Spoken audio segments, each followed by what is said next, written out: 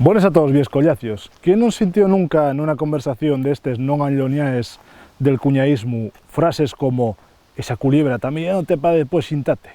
Eso díxomelo un amigo dun xenro de un chorbo que fai vídeos en YouTube con unha pegadillina que pon El Mundo Today.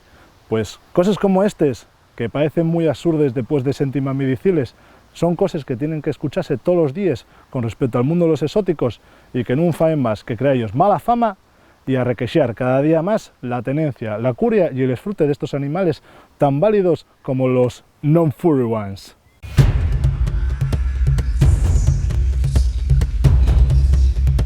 Partimos de la base de que hasta ahí bien poco vivimos en un país en el que, si queréis consultar el BOPA, solo se consideraba como mascota, animal doméstico de compañía, perros, gatos y ganado.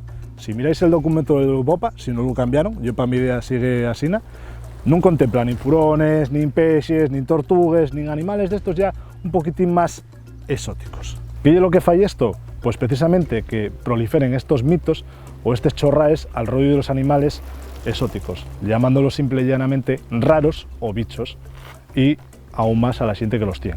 Cuando una culebra se estira al teu llau, ye que está midiéndote pa comete. Sí, el animal con el cerebro más primitivo de todo el reino animal emplegas a sí mismo como un flexómetro del Ikea.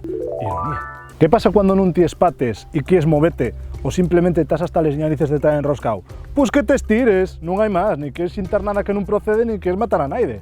Vencellado a esto tal fecho de que en cautividad encamiéndase normalmente que una culebra non coma más de un 10% del so peso. Entonces, si tienes una culebra de 2 kilos, pues non puedes dar algo de más de 300 o 400 gramos. Así que piensa, para mercar o comete a un bicho como yo, pues el pedazo culebrón que tienes que sacar. Les pitones son muy grandes. Hay les pequeñes y hay les grandes, como los remolques y les grúes el roxu. La xente, cada vez que digo pitones, debe pensar que hai terreses corriendo pel prado, hai coles ovelles y escorriéndoles, pero non. Igual que les boes, hai pequeñes y hai grandes.